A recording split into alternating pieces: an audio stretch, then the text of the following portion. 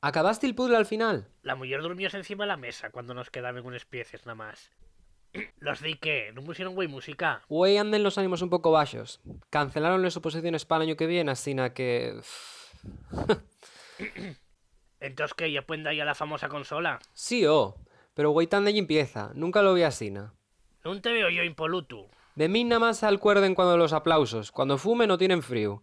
¿No aplaudieron los ¿Qué tuyos? va?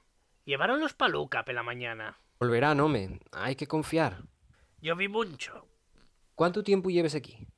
No me acuerdo ya. Puedo decirte una cosa.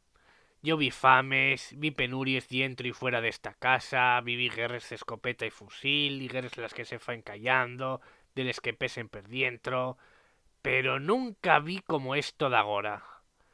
Esto de nun ver a naide pela cai, ponme triste. Yo ya no sé qué hacer. Estos probes rapacinos lleven dos crisis, atentados y lo que os quedará. Tienen los güellinos apolmonaos.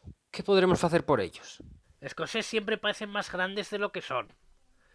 De mano tenía amigos que hieren de madera, después ya tenían persianes, después de aluminio, y más tarde llegasteis vosotros, de PVC, consina con betes imitando madera.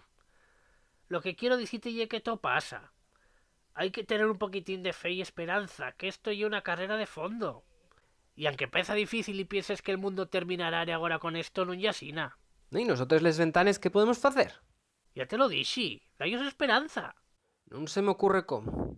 Pa' este poco servicio nuestro. Sabes dónde miren cuando tienen ganas de ver el sol entrar en casa, cuando ellos les apetece echar el pitu después de pasarlo bien en la cama, o cuando no quieren que nadie lo sienta llorar y necesiten mirar para arriba. Ahora tienen los mimaes porque somos la manera de socializar. Pero ya verás, no se van a olvidar de nosotros y de que cuando estaban encerrados en casa, hieremos mucho más que una ventana. ¿No te parece? Home, visto así, ¿na?